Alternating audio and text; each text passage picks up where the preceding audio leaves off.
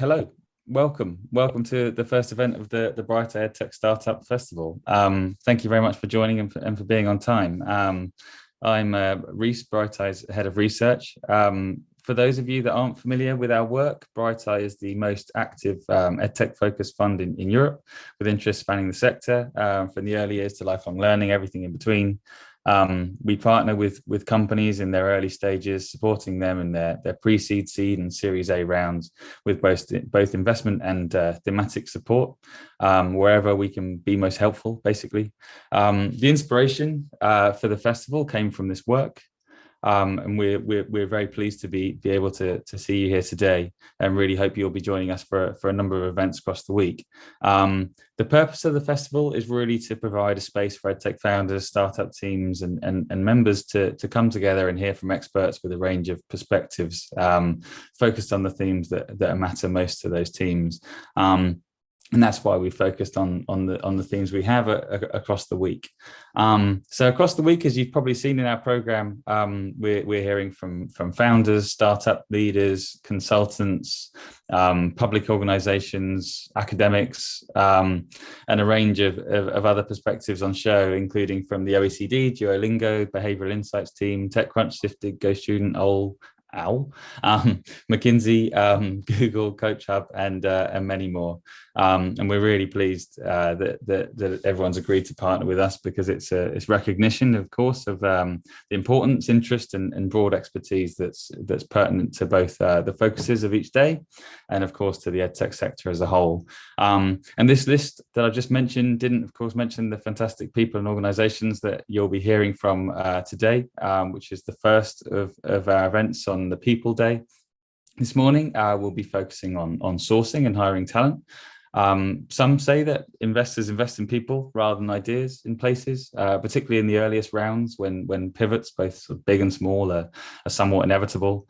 And that's because, there's broad recognition that great people build great products. And of course, your first hires are critical, because they'll shape your next 10 hires and so on. There's a significant compounding effect when you reach scale up stage or raise significant finance. So we're delighted to be joined today by WTW, by RocketX, by TechNation, Atom Learning, all of which have fantastic and varied insights to share on sourcing and hiring talent. Of course, I'm sure each of the speakers will introduce themselves more fully as we go. But in brief, from WTW, we'll be hearing from Gavin Douglas and Laura Atkinson.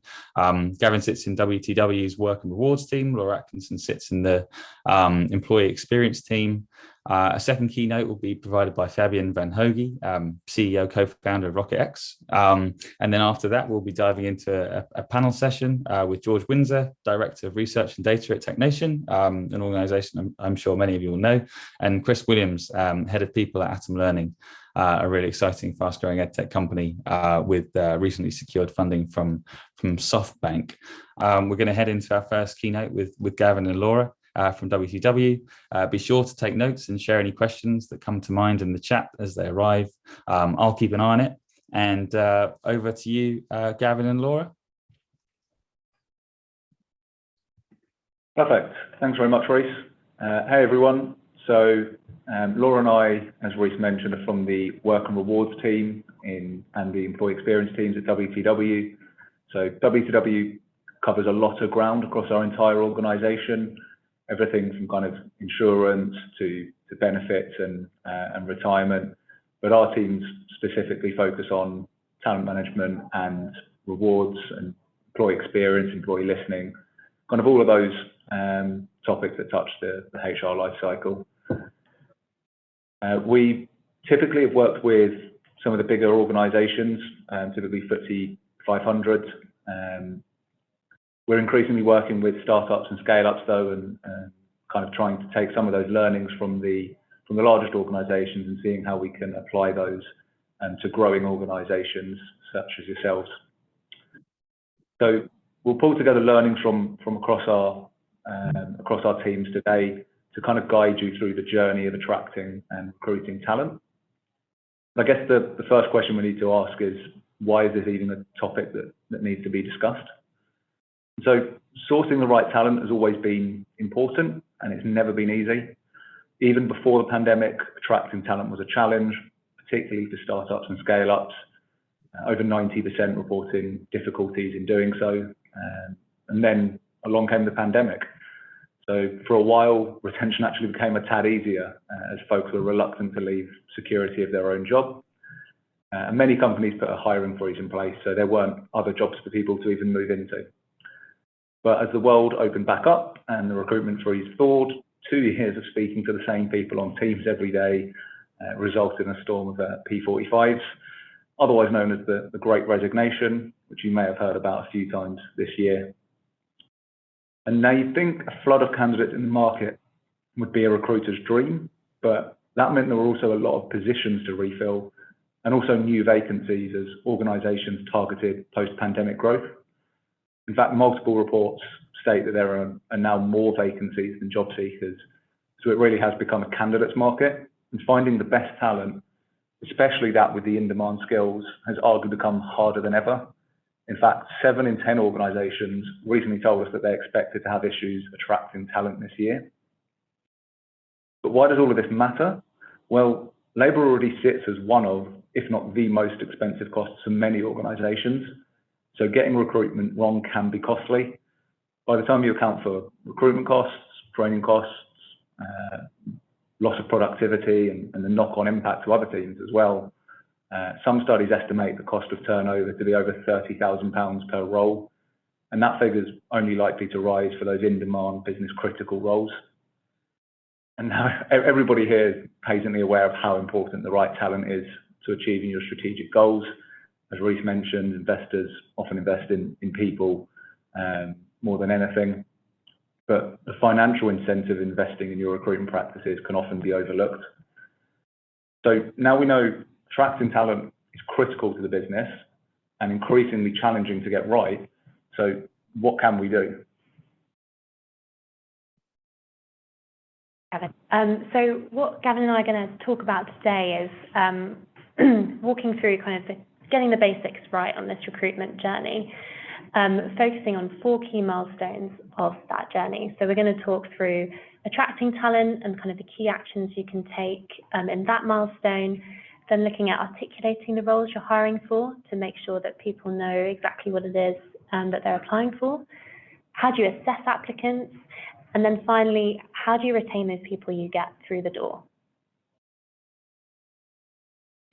So the first step is attracting the talent you need. And despite rising pressure to enter into bidding wars over pay, the answer doesn't necessarily lie solely in compensation. So the employee experience, or EX, you may also hear it be called, that companies offer has always been a really big plus in the fintech and tech space. The industry has always offered really good flexible working hours, great working environments, great tech stacks, and these have always been really great pull factors for talent. But what we're seeing in the market since the pandemic is that this is something that increasingly larger and more traditional companies are now offering, especially in the flexible working space.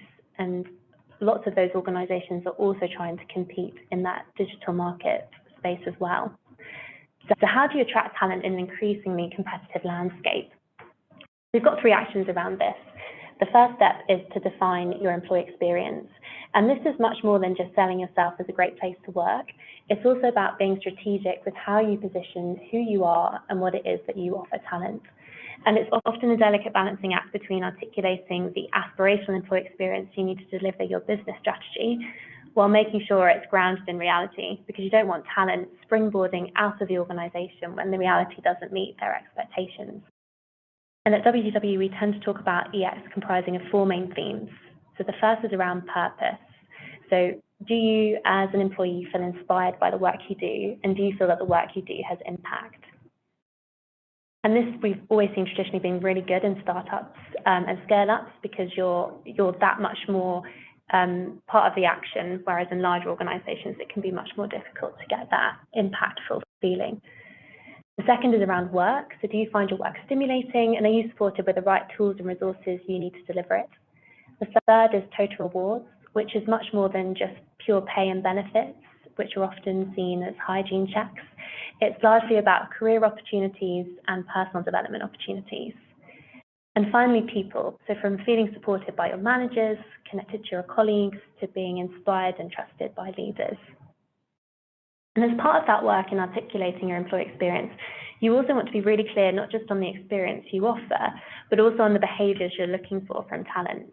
So what behaviours do you need to deliver the working culture and employee experience that will drive your business forward?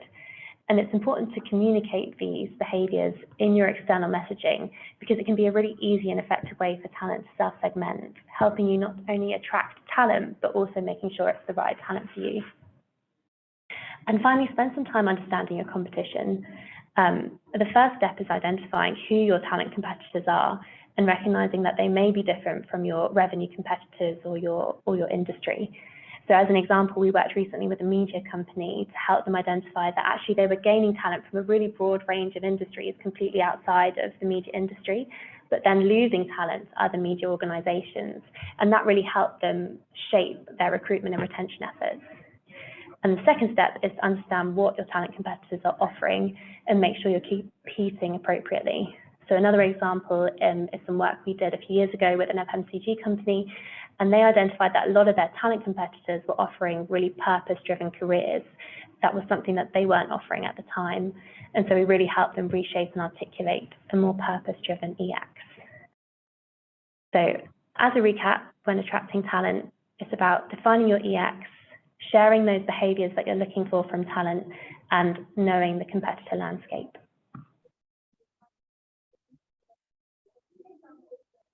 So once you've attracted the talent to your organisation, it's important to ensure alignment between the business and the candidate. Numerous organisations I work with have mentioned losing a new hire because the role was different to what was expected. And embellishing what a job does may help attract better talent, but it does increase your risk of churn. In the past, a company may have taken that risk knowing that a top talent would be reluctant to leave early on for fear of the optics on their CV. However, regular career movement has become normalised in recent years, and folks are much more comfortable jumping ship to find the right fit for them. So how do we articulate the role clearly to potential candidates? I've worked with countless organisations who share a job description with me alongside the helpful caveat of, oh, but this is years out of date. The jobs change so quickly now that the core responsibilities may have evolved so much in the space of just 2 to 3 years that an out-of-date job description can become very misleading. Crowdsourcing input on the expectations of the role can be one of the most effective ways to create an accurate picture of the job. So ask the job holder to document their own responsibilities, ask their manager's view on what the role should be doing, and ask folks across the business who will work closely with that role about their expectations. This will give you the clearest view of what the role does and how it integrates in the business. Then make sure all of that language is simple and easy to understand for folks outside of your organisation. I'm sure we've all been in a situation where we didn't understand the discussion and everyone else is using acronyms and jargon that you just didn't understand. But at least you could ask for clarity, right?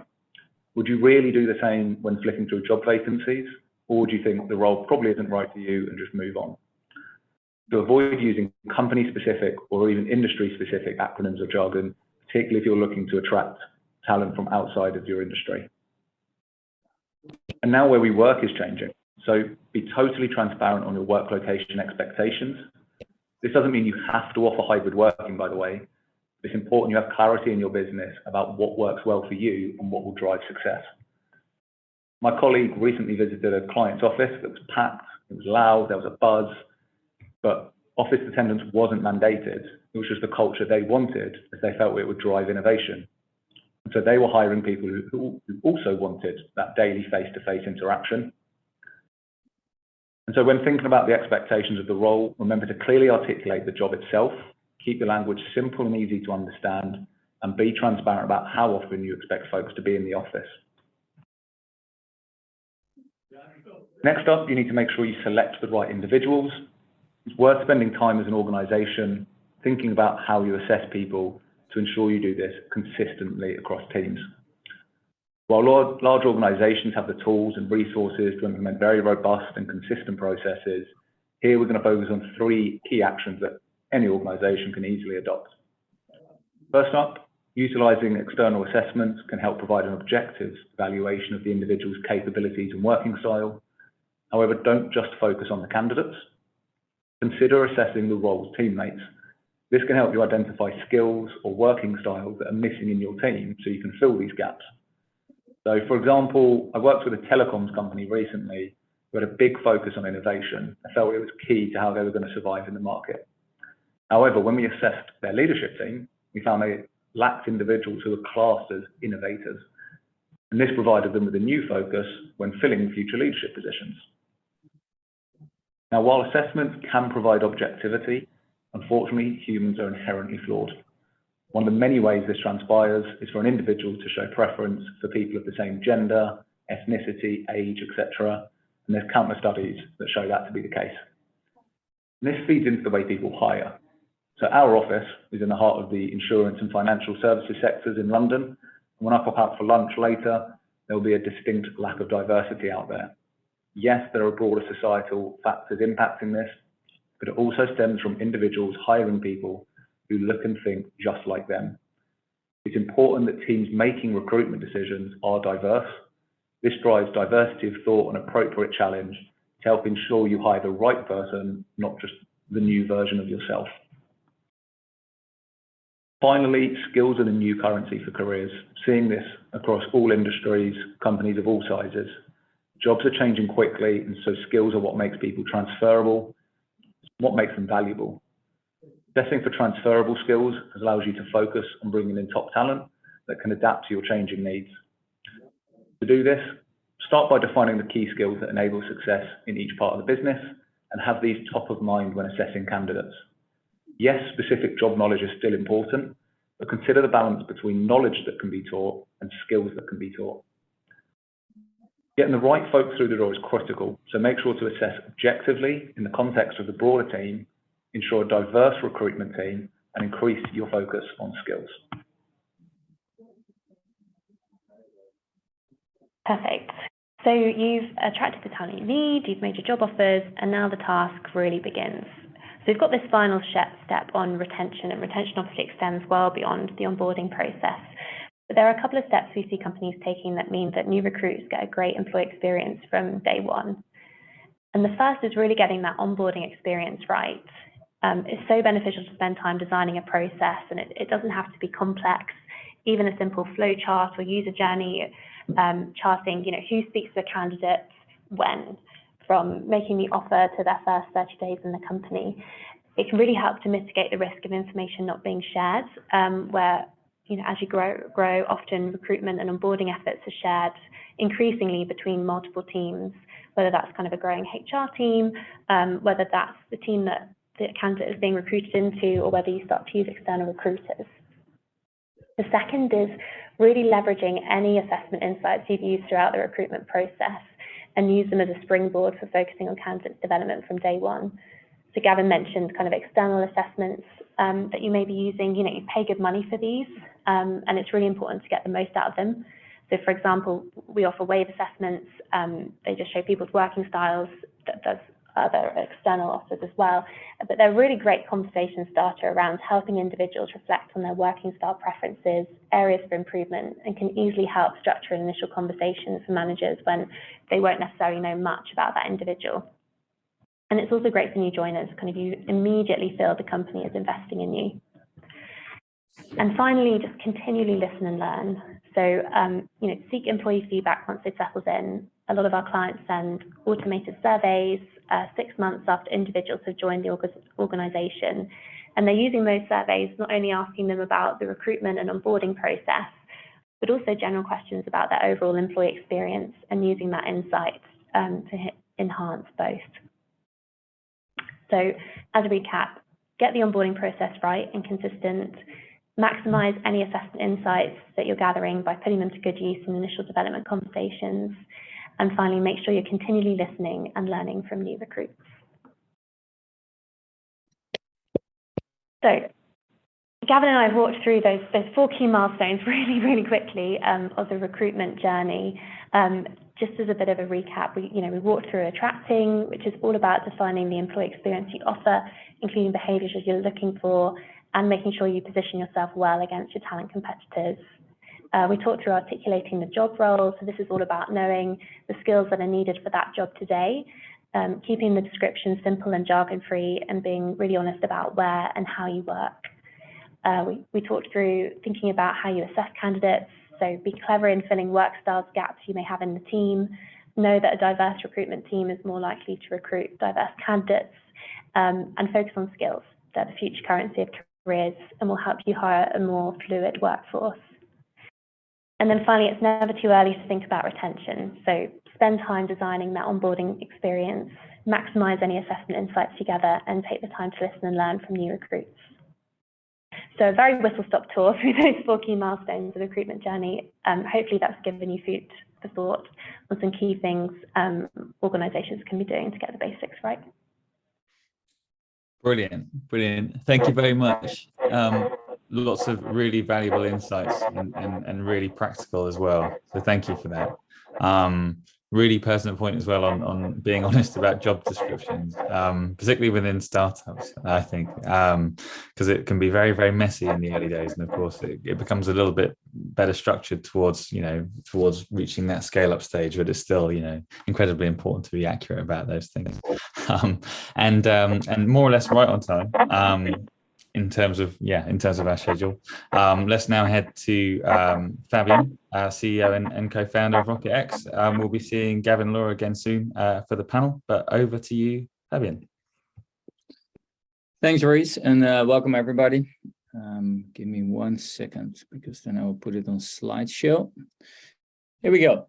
Actually building on the previous presentation, and obviously there's a bit of overlap, but actually that reconfirms some challenges we see on both sides of the channel. Basically, what I'm going to do is talk about the 5 key steps in order to build a scalable talent acquisition, or actually management engine. Short introduction, who are we? We see ourselves as a leading ecosystem in Europe. We're based in Amsterdam, Athens, and in Berlin. We make the first steps. And actually, our purpose is to accelerate what we call the special ones. So actually, those who by innovation or disruption really change industries. At this moment in time, one step too quick. If we see, but scaling, of course, is a word which is often used, but scaling is complex, right?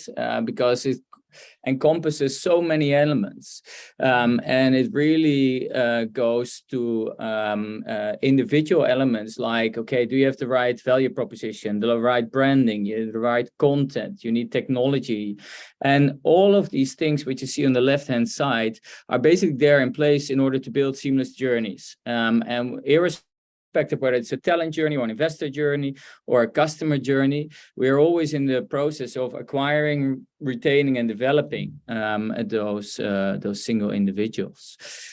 So actually how we started 2.5 years ago is that with all the experience we had in starting and scaling companies by ourselves, by the founding team, we defined, okay, let's try to help others now by overcoming the 4 key growth hurdles, which you see on this slide.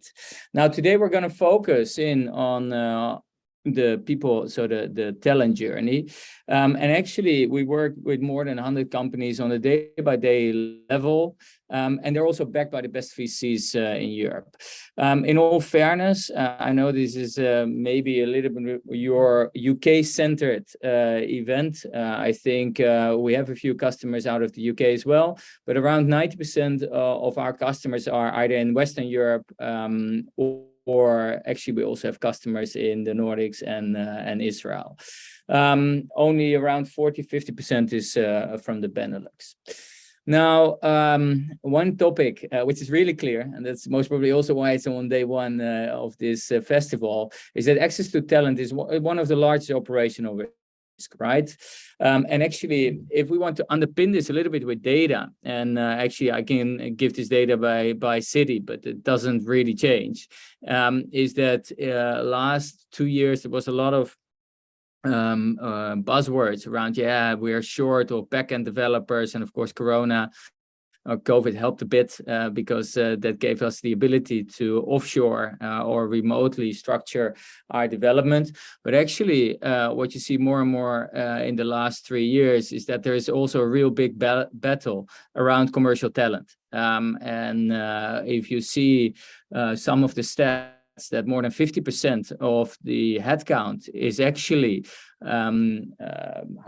fulfilled by commercial roles, and that actually research and development or development by itself goes down to around 25%. It's very obvious that the big SaaS players are focusing on getting the right commercial people on board. So yes, there's scarcity, but it's not only scarcity around tech roles, it's also about commercial roles.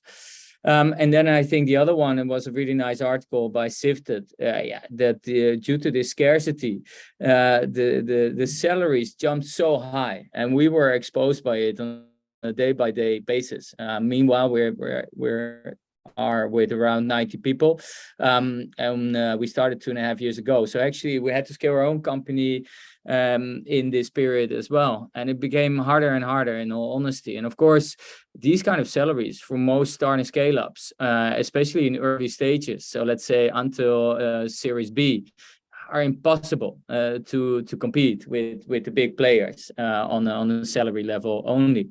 So I think it was mentioned before as well. Luckily, people care more than only about salary, right? So where you see the big corporations are more and more focusing on getting the package right. I think especially for starting scale-ups, there's a huge emphasis on making sure that the whole equity program is right, but also that there's a lot of learning opportunities. And I think especially in the first 10 years of your career, you need to ensure that you learn, you develop, and you can monetize that in the later stages. And I think this is one of the biggest advantages of any scale and starting scale-up in the ecosystem. And one of the insights which we always get is, okay, what is the percentage which is spent on people? Because, of course, there are a lot of funding rounds, and then actually you see that most of the times around 50% or even more are spent on people. So if you actually fail to hire on board and manage and develop the right people in the right time, it immediately jeopardizes the whole business case. And what I found amazing is we are actually active both in revenue and people and technology. And there's so much emphasis on getting everything right in the revenue journey. And if I say everything, I mean about making sure that there's a nice and seamless customer journey, that you have the right processes and the right technology, and there's focus on branding and content. But actually, for talent management, it looks like we're stuck in the past. And actually, talking to over 100 scale-ups across the EU, we see actually that hardly any company has built a nice and documented talent journey. And then I don't mean acquisition only, but really acquisition, onboarding, developing, retaining, but also offboarding, right? Because everybody who offboards is a potential advocate of your company. And it doesn't mean that somebody who is leaving the company is immediately a bad hire, right? People evolve, the company evolves, so sometimes ways separate. Also, we see that there's a huge focus commercially on branding and value prop, but actually if you ask companies, okay, tell me, what is your employee value proposition? Most of them struggle, which is really unfortunate. Similarly, 99 out of 100 times we ask, okay, do you have a content strategy and do you have a clear calendar and assets? And it's all so basic. Actually, when we talk about recruitment, it's almost one-to-one outbound, calling, emailing, LinkedIn, but hardly an inbound. And of course, if you don't have a clear value proposition, what differentiates you from competition, and if you don't have the right content, it's also very hard to create inbound traffic. And then actually, I think around 50% has an ATS and has it well structured with automation and nurture flows, which also provide the right content at the right moment in time. But still here, we see a lot of potential as well. And then, of course, it's all about measurement, right? If you put a lot of things in place, you want to know how it works. And actually, where people commercially try to put all the metrics right, you see that the whole focus on getting the right insights over the whole funnel is missing most of the times in talent acquisition. Also, if you consider the size of commercial teams versus talent acquisition and management teams, it's totally out of balance. So on one hand, we say, yeah, we need people in order to grow. On one hand, you see that these teams are very small, and actually there's 1 or 2 or 3 people, and most of the times, especially in the beginning, they're like a jack of all trades. While making an employee value proposition, making content, distributing it through the right channels is something completely different than actually doing outbound recruitment. So you need different skill sets in order to build a talent acquisition or talent management engine. And then last but not least, most of the times there's a lack of an end-to-end approach. And what we mean with that is that actually talent acquisition is nice, but if people, and it was mentioned before as well, leave the company in a few months, then actually it's such a waste of money. So you need to have a nice end-to-end approach where the onboarding is clear and people understand what they do and feel at home.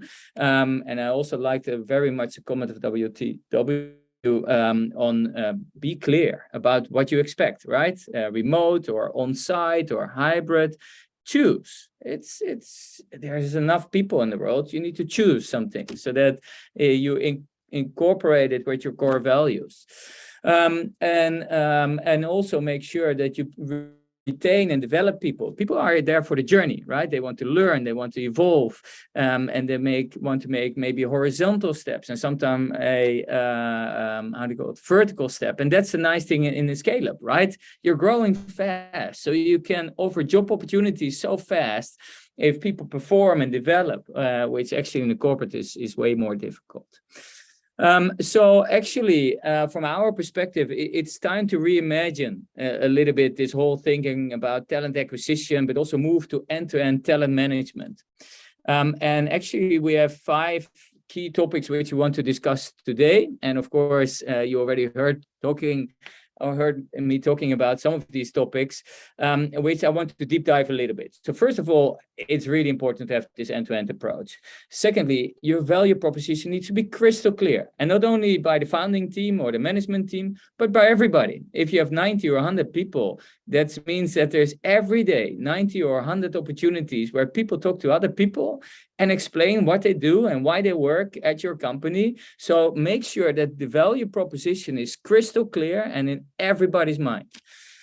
Thirdly, it's about building multidisciplinary teams. You can't acquire, develop, and retain talent by one HR generalist. That is insane. So invest in this team. 4, it's about making sure you communicate omni-channel. It's not only about recruiting is equal to headhunting. There are so many headhunters in the world. If you rely on that game, it's so hard to get in between and get the right talent on board and really create a pipeline of talent. You want to choose just like the candidates want to choose, and focus on the metrics that matter.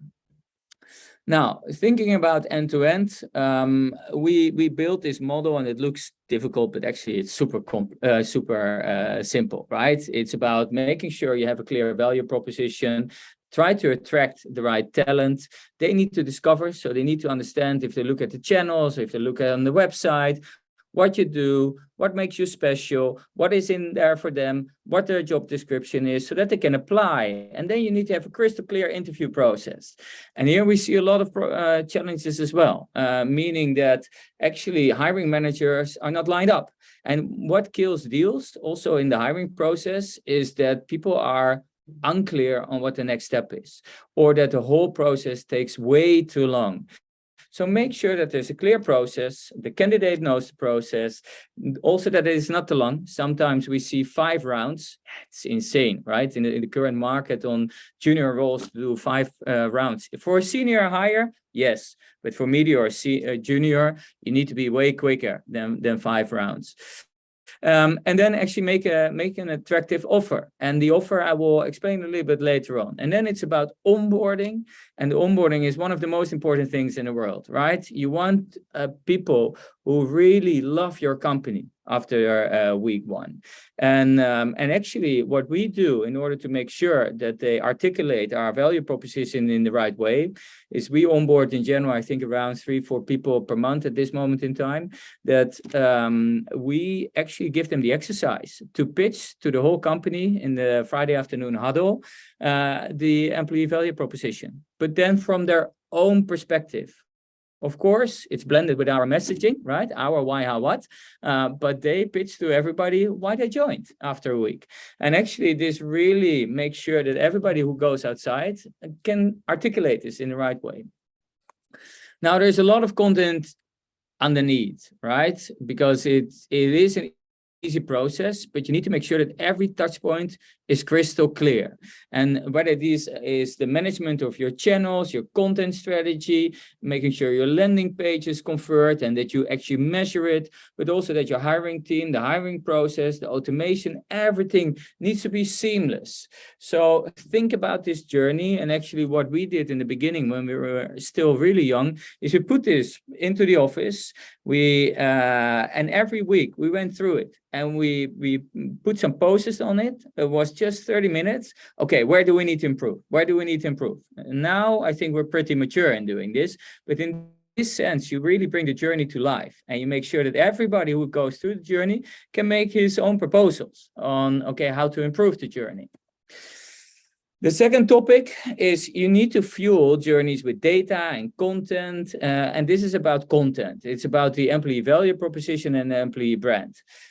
Now, how can you build up this employee value proposition? So first of all, you have your core values. And I think most start and scale-ups have them. So this needs to be crystal clear and you need to live them. Secondly, from an external perspective, you of course need to assess, okay, what does talent value? Right? Because if your core values are completely misaligned with what the market expects, your talent pool becomes really, really small. So of course they need to be authentic, but you need to be smart that you have articulated in the right way. And then actually we built this simple framework where from my perspective, you need to start top down. The most important thing is, why are you here? Why should they join your company? Yeah, and this purpose and the impact they can make, this is leading. Then secondly, they go through a journey, right? A personal journey, but also the company goes through a journey. So this needs to be nicely aligned.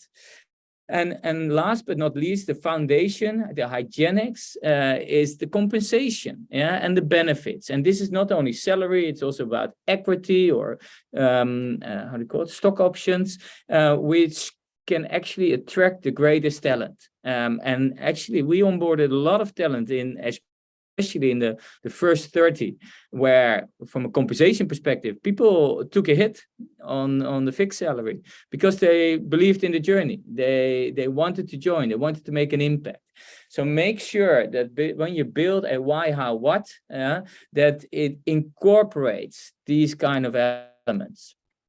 Then if you talk about multidisciplinary capabilities, I already said, okay, it's complex, right? It involves so many different things. It's impossible for a generalist to be competent, both from a content perspective, from a channel perspective, from a technology perspective, from a design perspective.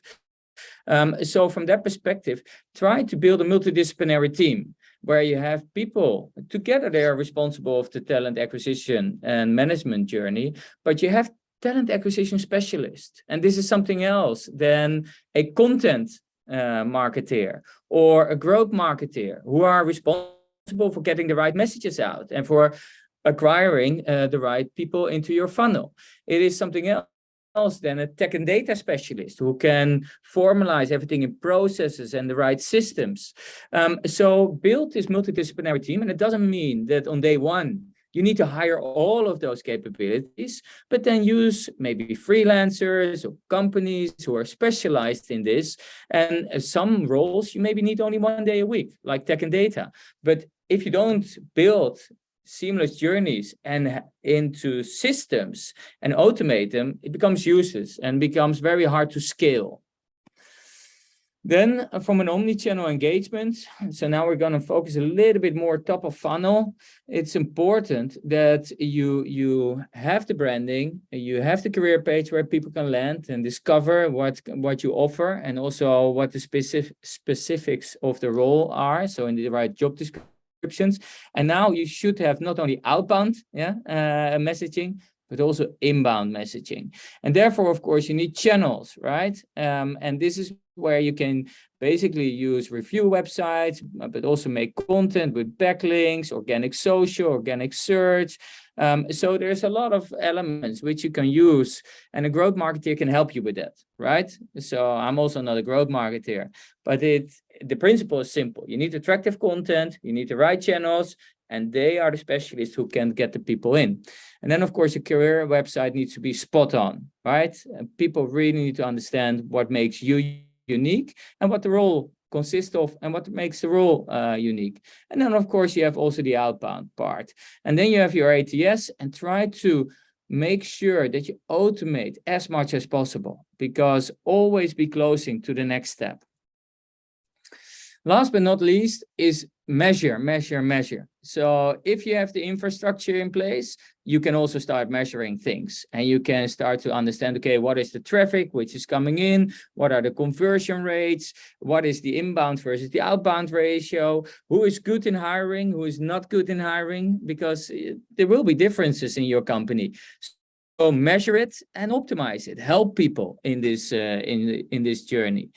And actually also don't forget to measure at the end, right? We measure every quarter our employee NPS. We want to understand what is going on. And this is important. People will tell certain things, but certain things will not be told. And it's important that within the employee satisfaction score, or the eNPS, or a combination of both, you start to learn and improve continuously. So to summarize, we believe that in order to have an appropriate and successful talent acquisition journey, you need to think end-to-end. So not only attract talent, but also be crystal clear in how you're going to onboard and develop them and retain them. Build this value proposition, try to build a multidisciplinary team, which you can scale over the next phases of growth, and actually start to outreach in an omni-channel way to avoid that you only go outbound, and then start measuring. So this is it from my side. Hopefully I kept a little bit the time, Reese, but back to you. That was awesome. Thank you, Fabian. Extremely insightful, particularly on the importance of data, and of course your point that you reiterated on the end-to-end approach, and the fact, I suppose, also that, you know, salary is extremely important, but in startups, you know, people don't usually join a startup with the intention of sort of, you know, leaving after only a short period. They join and hopefully, you know, want to stay because they're aligned with the mission personally and that kind of thing. So of course and in that way, I suppose, if they're wedded to the mission, you can find a way of making sure that they find the right role within the startup as it grows, and as they're sort of, you know, able to define those things. So thank you again. Now we're going to head into the panel. So we're going to be rejoined by Gavin and Laura, and we're also going to be joined by George from TechNation and Chris from Atom Learning, who I briefly introduced at the top. It probably would make sense to do a brief introduction for Chris and George when they answer their first question, if that's okay, guys. Just forewarning you very briefly there. So on the questions, I'll get us started, and then if you do have any questions, do feel free to put them in the chat. But don't worry, I've got more than enough. Let's start with George. So George, Director of Research and Data at TechNation. TechNation working with companies at a broad range of development stages. You see so many companies trying to grow, become successful, and accordingly are very well positioned to advise on trends in the tech sector as a whole. And you know, of course, lots of those trends are relevant to EdTech as well. So part A would be, what have you observed in the market in recent months in the UK and beyond? And then secondly, I suppose, is how do you see companies in your ecosystem? How do you see their approaches to sourcing and hiring talent evolve as they're progressing and growing? It'd be really interesting to hear your perspectives on both of those parts. For sure. Thanks very much, Reese. So I'm George, Director of Data and Research at TechNation. I've been doing that for the last 5 years and set up the research function at TechNation to help provide better data to policymakers, to help make better decisions around the ecosystem to support tech startups and scale-ups, to provide data to the startups and scale-ups themselves, of course, to provide really good data to help you make good decisions around your growth journey. And then also to other organizations, other corporates, support organizations. Really what we're trying to do in the research function at TechNation is provide as much liquidity of information as possible, because we know it leads to better market functioning.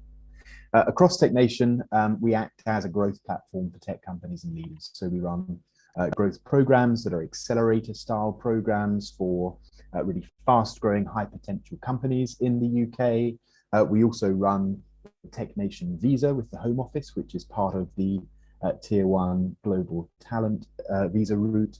We have an international team who do a lot of work with the Department for International Trade. So a whole variety of different things. And as you say, Reese, across that gamut of things, we're able to collect lots of data and understand what are the key themes, what are the key points when it comes to things like hiring. And we published a report just a couple of months ago called our People and Skills Report. We've published now a Jobs and Skills Report for the last few years. This year we decided to change the title and actually change the emphasis slightly. So it's People and Skills, really to emphasize the fact that this is about people. This is about human beings and collections of people that do make up these companies, these high growth entities that we sometimes, I guess, lose that sense of humanity from. But taking a big picture look, there are over 2 million vacancies for tech roles over the course of the last year, and that was from May this year back to May 2021. And that was of a total pot of about 15 million vacancies from across the economy as a whole, and that includes part-time and contract work. Most of the 2 million vacancies in tech were not part-time and contract-based roles. And that takes the total number of people working in the digital tech economy as a whole up to just under 5 million people.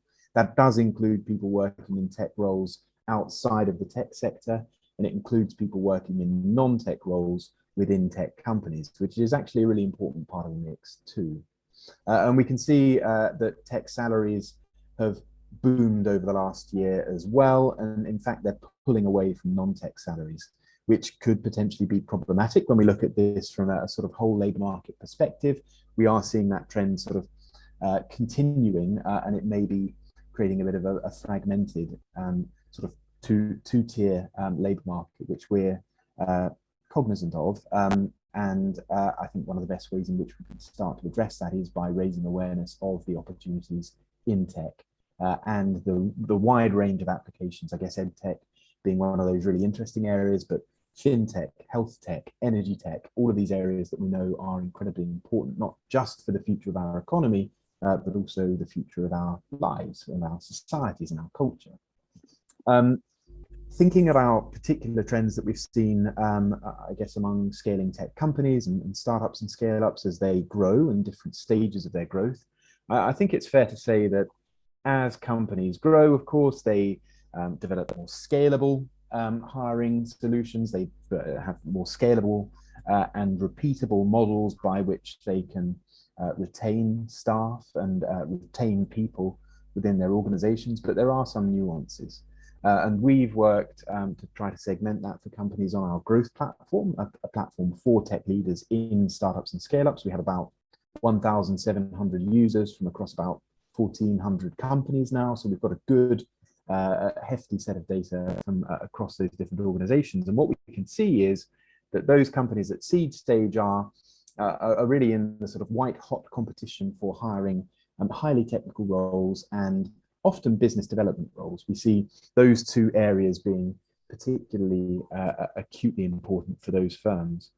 As companies grow, they tend to focus on scaling their operations. Often they'll have the product that then looking to scale internationally as they have proven market fit and they're generating significant amounts of traction within their domestic market. It's how do we scale this operation? How do we make sure that we're getting the right people to take it to new markets?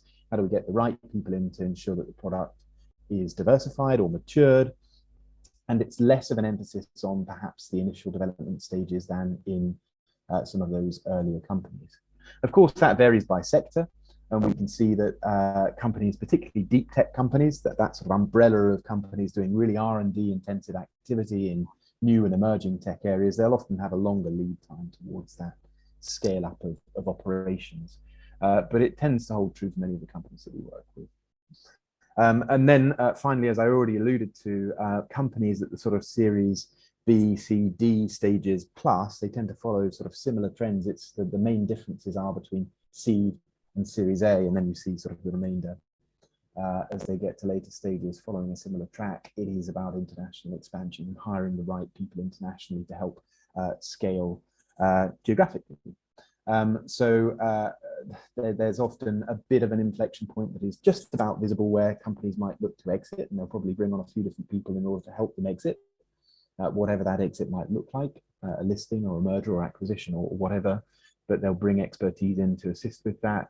But that tends to be the trend. We see tech and sales activity in the early stages. They're building products, they're trying to get it out there. We see the scale up of operations. We see more finance, more marketing, more sales and business development, but it tends to be more client engagement and relationship building kind of activity, more partnerships activity. Often there's a big boom in non-tech role hiring in that sort of middle stage. And then finally, it's about growing it right out across the world. And of course, they all come with a whole panoply of challenges, whether that is hiring in another country where there are different regulations and there's different sort of protection or considerations with regard to employment, right through to how do I hire for a really hot developer when I'm only working with X amount of seed funding or pre-seed funding. How do I make my value go the furthest that it possibly can? But of course, there's way more information in all of our reports, so I'd urge people to have a look online at technation.io. Awesome. Thank you, George. Yeah, I think the international expansion point is one that we're sort of very cognizant of, I think, especially because I think one of the things I found surprising since working VC is certainly how early companies are kind of expected to be looking at international expansion. As soon as you have a solid revenue track and you seem to be on some kind of path to product market fit, it seems to become sort of priority number one. And of course, if you haven't quite nailed your hiring and sourcing sort of processes in one market, of course, sort of translating that into a new market with new context and new localizations of your products is a really sort of complicated thing. So definitely some really interesting points in there. So thank you, and on to Chris now. So Chris, head of people at Atom Learning. Atom Learning has been on a steep growth path in recent months. As I mentioned at the top, raised I think 25 million from SoftBank.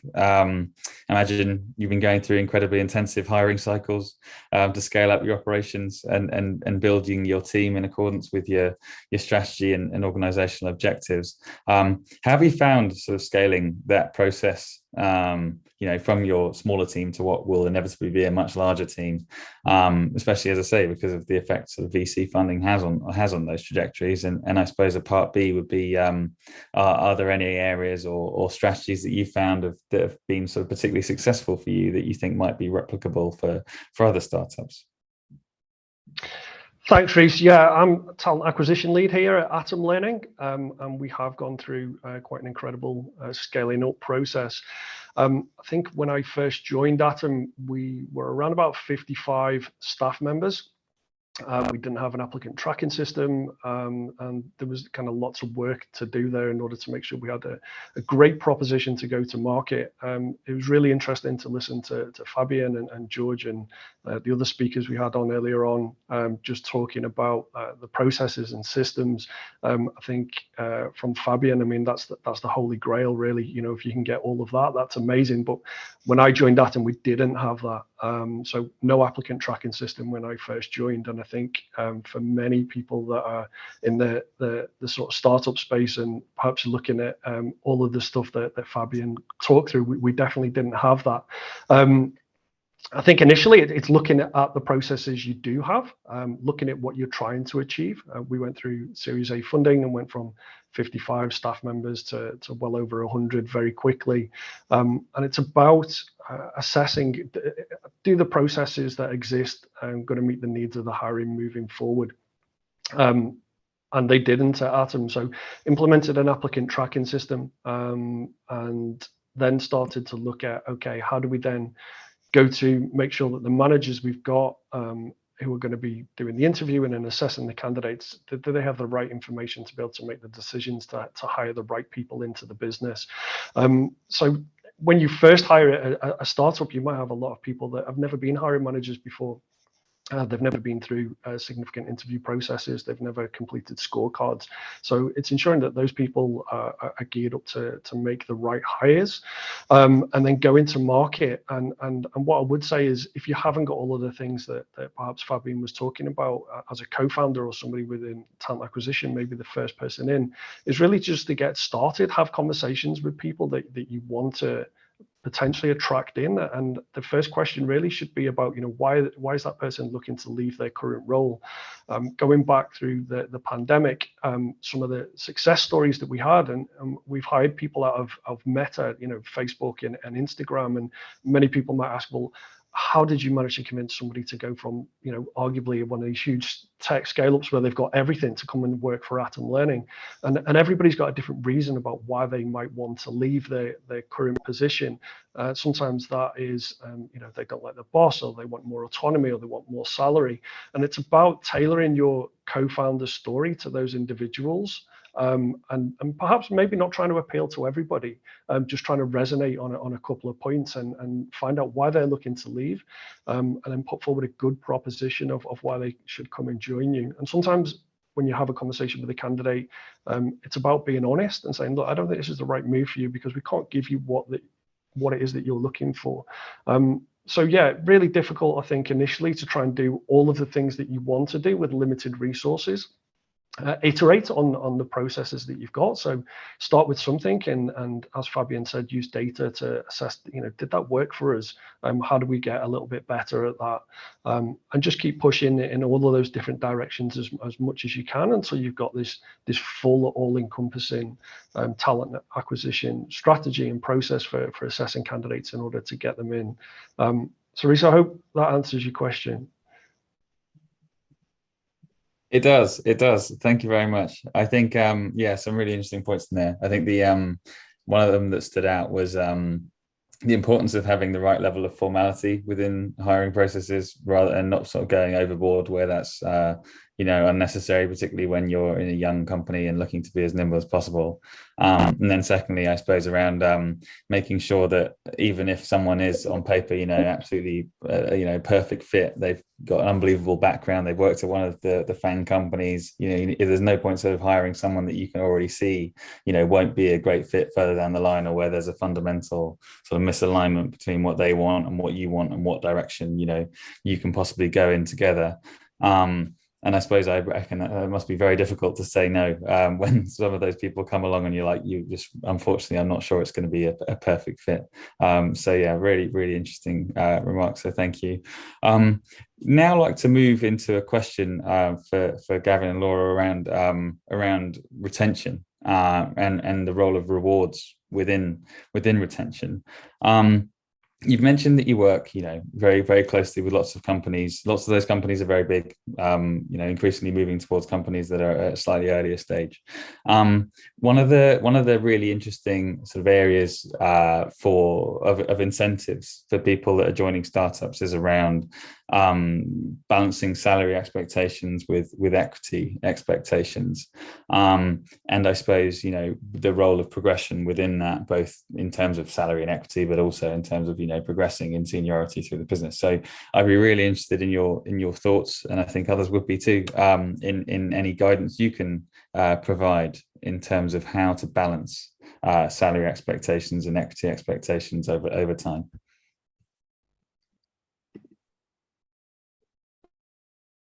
I take this one, Kevin? Yeah. Yeah, definitely. I think we're seeing some big trends around this, and especially around the trend that we're typically seeing is this juggling act or this choice between the idea of transparency and clarity.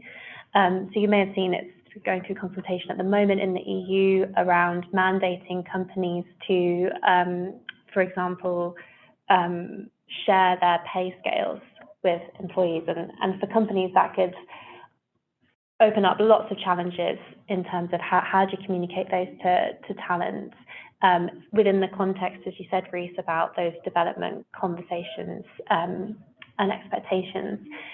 It's interesting because we've seen a couple of companies already move into trying to be a lot more open with colleagues around what they can expect around pay, not only when they join organizations, but then what does that pay look like as you progress through the organization.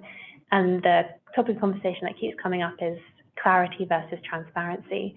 So where we see companies do this not so well is when they go straight down the transparency track and communicate everything, and often get quite technical around what they're communicating, when actually what talent typically wants is just clarity. So where we see organizations do this really well, it's kind of answering the questions that talent typically have, which is, am I paid fairly compared to the market? So this is kind of around being clear with colleagues, who are you benchmarking your pay against? And where we've seen organizations do this quite well, it's keeping that narrative quite high, but reassuring colleagues that, you know, we compare against the market and potentially sharing who are those companies that you're comparing pay against.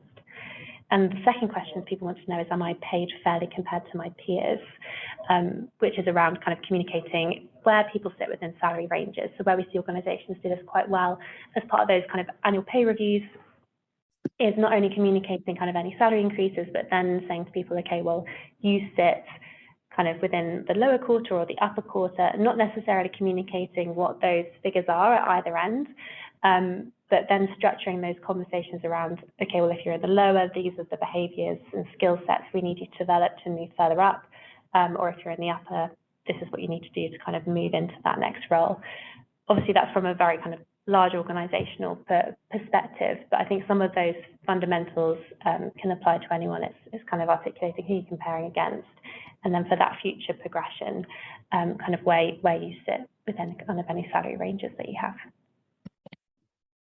Awesome. Yeah, no, I understand and and can agree with all of that. I suppose one of the things around sort of salary, and certainly in EdTech anyway, is that historically, because EdTech's been slightly less well funded than other sectors, it's kind of been slow to securing the kind of level of VC investment that other sectors have seen. Accordingly, sort of salaries have historically been a little bit lower in places, but we are starting to see those sort of pick up, and of course that's great news in lots of ways. It's obviously does make it a little bit more difficult for some of the EdTech companies now, but of course they're better able to attract a lot of that high quality talent that perhaps was less open to the scale of, you know, pay cut or progression limits that might have been in place before that. And I suppose a key part or a key question that we're asked repeatedly is around how companies, particularly in the early stages, but of course, you know, as companies become scale ups, being paid partially in equity is a really important area of incentives. Of course, there are relatively limited options to sort of cash in some of those things naturally around whenever that exit might be. But I'd be very interested in Fabian's guidance on how companies can think about sort of those equity allocation decisions, particularly in sort of their earlier days, but then of course as they progress as well. I think I always want to be a little bit careful about the topic of equity, because it differs very much also by country. So for instance, I believe the whole system here in the Netherlands is way more complicated, at least than the US. I don't know in detail for the UK. The only thing which from my perspective is incredibly important is that you have this element incorporated into your journey, because or into your proposition. Because people really come and work in your company because they believe in the purpose and what kind of value you can add as a product. And because they believe in this, compared to a corporate, they earn way less. So the biggest upside is actually gaining capital, right? And so if you distribute shares or options, you distribute the opportunity to gain capital, which is very interesting for anybody. It's a completely different model than just salary. So I think from my side, what you need is from a legal perspective, be advised. Because it's very complex. Definitely differs by country. It requires definitely a lot of legal documents, and the amount of documents which I've signed in the last 2 years, only for Rocket, is incredible. Secondly, be transparent, and I mean transparent. You can see in many ways. First, people always start to talk about, for instance, percentages. Now, I always say never talk about percentages because it's so arbitrary to talk about percentages because somebody thinks maybe 10% is okay, another person thinks 2% is okay, or 1% is okay, some think 50% are okay. But at the end of the day, there's risk and reward, and that needs to be in balance. And if you're number 30, then you can't have the same package as if you're number 5, right? Because then the risk was way higher, most probably, than with number 30, 100, or 1,000. So what we always advise is talk about number of shares. Yeah. So what is the package? What should be the value today? What is the discount you can give compared to, because there's a discount in how an accountant looks at it compared to how a investor looks at it. So most of the times the investing value is higher than the accounting value of the company. And then immediately you have a capital gain, right? So if I give you 1,000 shares with an accounting value of €1 versus an investing value of 10, then immediately there's a spread of €9. And so agree upon a value which is relevant today and a number of shares, agree upon a value with a potential exit. So we always advise make it 3 to 5 years, including vesting rules.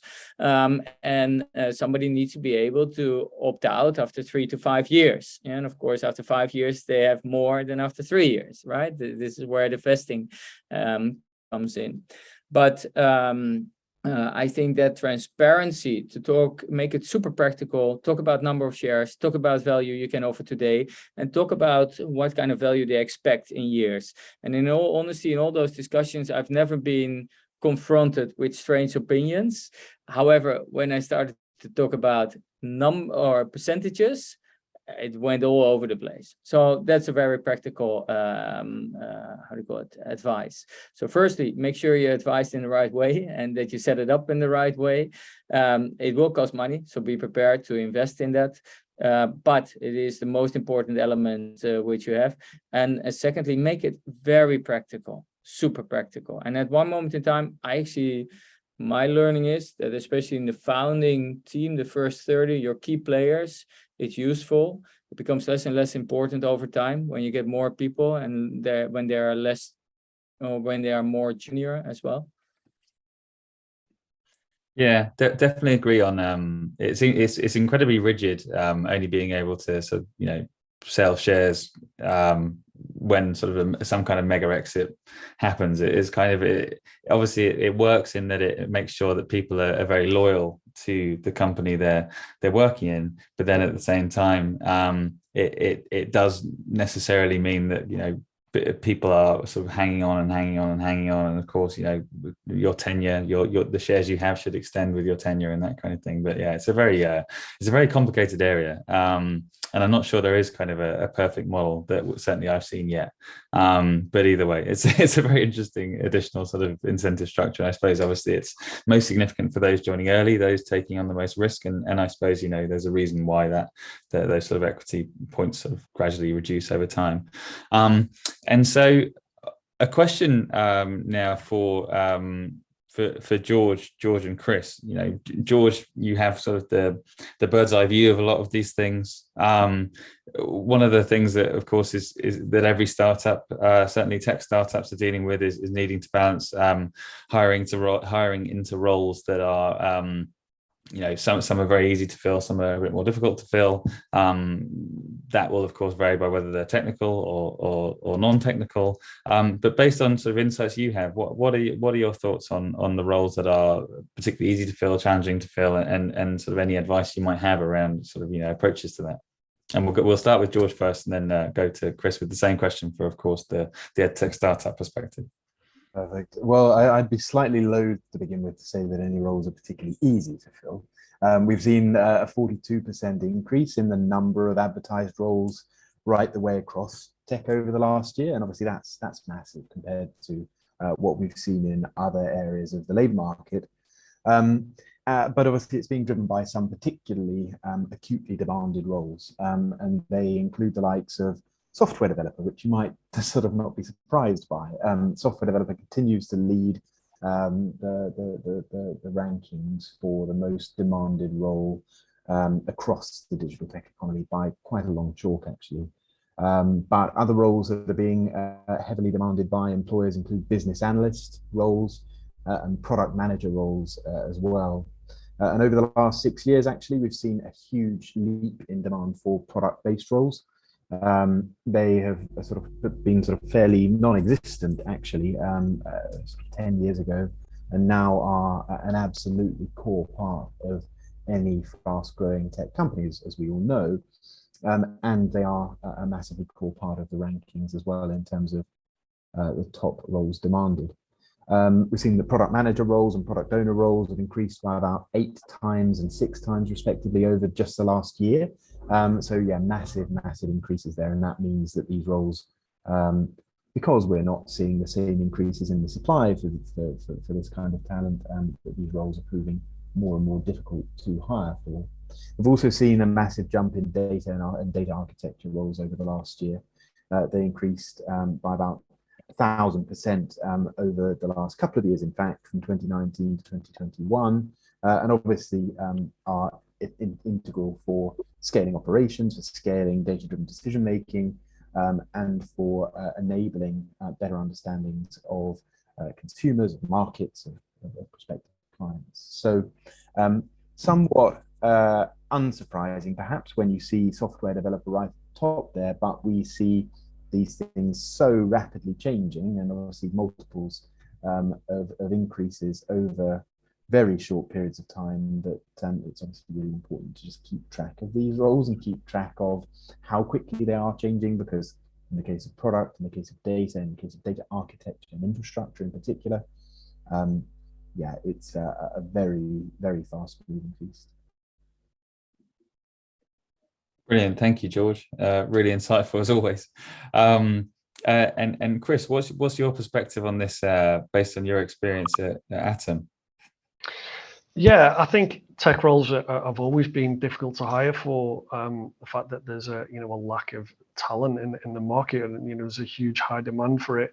I'd agree with George. I think product is something that's quite tricky, and I think something that I think a lot of people are going to struggle with moving forward is hiring for growth talent. A lot of VC companies are moving away from the let's invest in companies that are growing quickly at any cost, more to we want to invest in companies that have got sustainable growth. So I think if candidates can demonstrate that they've got sustainable growth experience on their CV, and they've got that experience, they're definitely going to be in high demand. I think it goes back to understanding why your candidates are looking to leave. And I think if you understand that and have got a solution for that, it's going to make hiring for roles a lot easier. Ultimately, I believe candidates are looking, whether it's a tech role or a non-tech role, are usually looking for the same kind of thing. So it's either career progression, it's reward, it's meaningful work, or it's work flexibility. So I think people that are in startup hiring can really tap into that. And as long as you've got a solution for that, and you can provide the opportunity for people to further their career or earn more money or whatever it may be, then that's going to help to make the roles a little less difficult to hire for.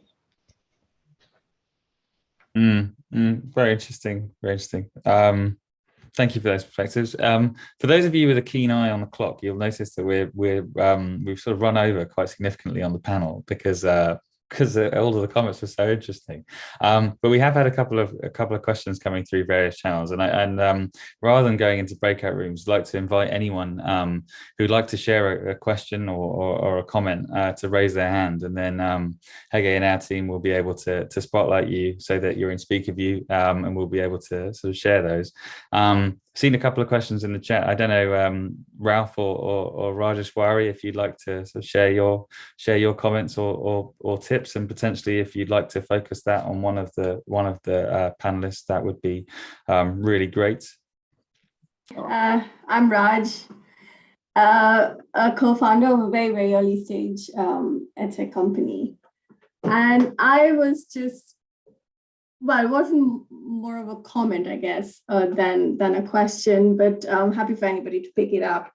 It's interesting to work with younger talent. You want these highly motivated, straight out of university sometimes, to do to get the ball rolling, I guess, when it's a very, very early stage. However, I have struggled to show them the value of share options as against a thicker salary package, because we all sort of tend to fall back on the option scheme.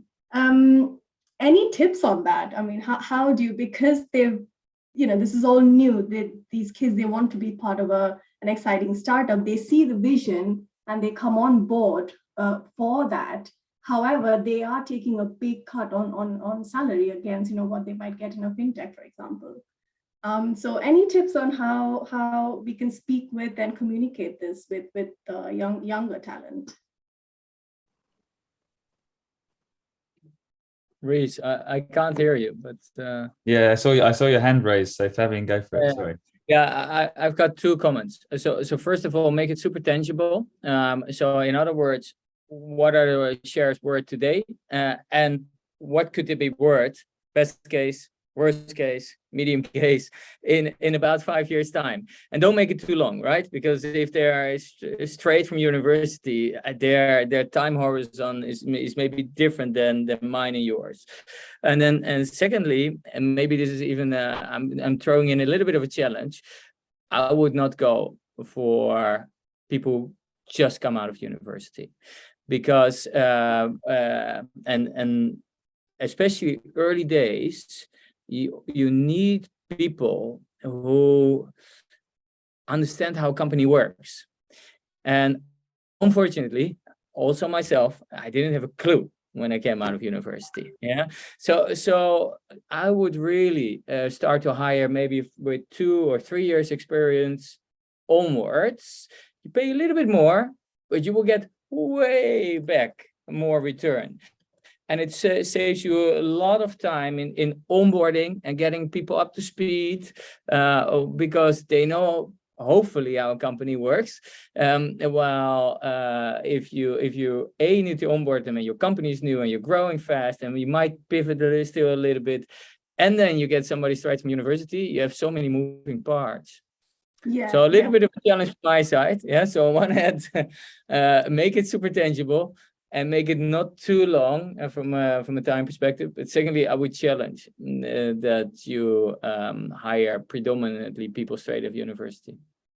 Yeah, no, absolutely. Yeah, but even 2 to 3 years experience, it's pretty much young talent from a startup's perspective. Yeah. Cheers. Awesome. Thank you for the question and the comment, and thanks for the response, Fabian, as well. We'll now head to Ralph for his question. If that's okay, Ralph. Thanks. Yes, of course. Thanks a lot. So I'm Ralph. I'm CTO and co-founder from Brighteye. We're selling a licensed software to universities, helping them in their accreditation. But the question actually about we just lost our CTO. We have a couple of universities as clients, roughly 100,000 ARR. So we haven't fundraised yet. It's just us two, and one person is about to leave within the next half a year. And I'm wondering, how can I incentivize someone new coming in? So what should be the circumstances for a new CTO coming into that company now? Well, it's a tester. I didn't see hands raised. but I'm going to pull on Chris, if that's okay, for his perspective on this. Thanks, Reece. Hi, Ralph. I think it's a challenging situation you have. It's obviously a senior role. I think ultimately at that level of role, you've got to go into to really try and get buy-in. So who's aligned with your mission and what are they doing? So yes, Fabian's talked about incentives with equity and salary and things like that. I think really you need to get someone that's really bought into what you're doing. And I think that could help in terms of you don't have to always offer the most amount of money or almost offer the most amount of equity. There's other things as well. Work flexibility is one thing, challenge and work, what's the technology, and where we had quite a lot of success. I talked about Meta before. The reason why some people wanted to leave there was that Facebook have their own proprietary technology, and some people kind of, once they were in Facebook for some time, thought that they were just going to become institutionalized with that technology and that they were falling behind the technology curve. So I think you can go and attract people from established places, even though you haven't got your your Series A funding. And there's lots of different reasons why somebody might come and join you. So I just encourage you to have those conversations, reach out to people, and see whether the fit's there and see whether they're aligned to your mission. And I think people will buy into you as a co-founder or a CEO. And if you've got that affinity with somebody, then whatever other challenges you've got in terms of maybe initial funding or initial equity, I think you can get over those. And if someone can buy into the longer term vision, and they're more likely to stay, and hopefully you get a really good match. Thank you. Sounded like very sound advice to me. And George, would you have any remarks on that situation for Ralph? I mean, I can't say a huge amount more beyond what Chris has said. I think that, yeah, one of course needs to bear in mind some of the discussions that we've had already today, and make sure that you are sort of pitching it at the right level in terms of salary, equity, bonus. We've been asked by quite a few scale-ups over the last 6 months to a year to help them map that sort of mix of equity, salary, bonus, particularly after companies have raised a large round, or they're undergoing some kind of, I call it a shock because from an economic perspective, but they're undergoing some kind of event that means that they need to rethink things. I think that's what you're going through right now. But you don't want to base it solely on that, because otherwise you're going to end up with a mercenary rather than someone who is truly bought into what you're doing going forward. So I think mirroring what Chris has said, I would look for someone who is motivated by the sense of impact that you're looking to achieve, motivated by your mission and your vision. And obviously you're quite a small, malleable, early stage, exciting, emerging organization, and your sense of culture is to be built. So someone motivated by the idea that they can have a pivotal role in building the company's future, both from an economic and sort of financial perspective from your side, but also from a cultural perspective, and really building the kind of organization that they want to be in going forward. So yeah, somewhat similar, but maybe with a slight bit more of an emphasis on impact and the ability to build the culture, build the kind of work they want to do. Thanks. Thanks Awesome. a lot. Awesome. Great. So we have 3 minutes left. What I'd like to do, if we can, is to have each of the panelists to give us one sort of thing to bear in mind, or one top tip for attendees and people that are going to watch this in the future to take away.